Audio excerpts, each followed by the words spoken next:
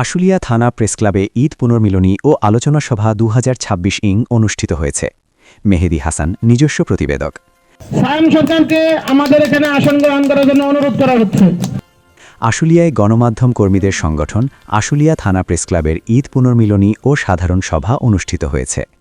ঈদ পরবর্তী শনিবার 28 মার্চ সন্ধ্যায় প্রেসক্লাব চত্বরে ঈদ পুনর্মিলনী উপলক্ষে আয়োজন করা হয় এই বর্ণাঢ্য অনুষ্ঠান। এতে সভাপতিত্ব করেন আশুলিয়া থানা প্রেসক্লাবের সভাপতি সাইম সরকার, স্টাফ রিপোর্টার, দৈনিক গণমুক্তি। এ সময় বিশেষ অতিথি হিসাবে উপস্থিত ছিলেন আশুলিয়া প্রেসক্লাবের সিনিয়র সহসভাপতি জনাব মেহেদী হাসান মিঠু, দৈনিক যুগান্তর।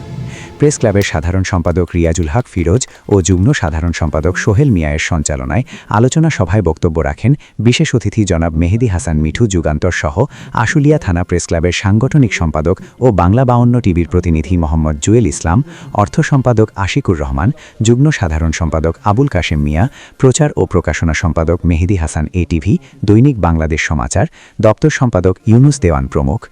সভায় বক্তারা বলেন, 2022 সালে প্রতিষ্ঠিত প্রেসক্লাবের উন্নয়ন ধারা অব্যাহত রেখে সাংবাদিকতার ঐতিহ্যকে অটুট রাখতে হবে এবং সবাইকে ঐক্যবদ্ধভাবে আগামীতে পথ চলতে হবে। সভাপতির বক্তব্যে জনাব সাইম সরকার সবাইকে ঈদের শুভেচ্ছা জানিয়ে বলেন, সকল সংবাদকর্মীর সাথে ভ্রাতৃত্ব ও সম্প্রীতির বন্ধনে আবদ্ধ হয়ে একযোগে কাজ করতে হবে।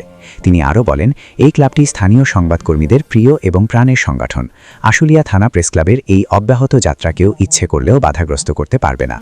ঈদ পুনর্মিলনী অনুষ্ঠানে সবার স্বতঃস্ফূর্ত অংশগ্রহণের জন্য তিনি সবাইকে ধন্যবাদ জ্ঞাপন করেন। পরে আশুলিয়া থানা প্রেসক্লাবে আমন্ত্রণে সকলেই সৌহার্দ্যপূর্ণ পরিবেশে বিভিন্ন আইটেমের মিষ্টিভোজ ও মিলন মেলার মধ্য দিয়ে অনুষ্ঠানের সমাপ্তি ঘটে।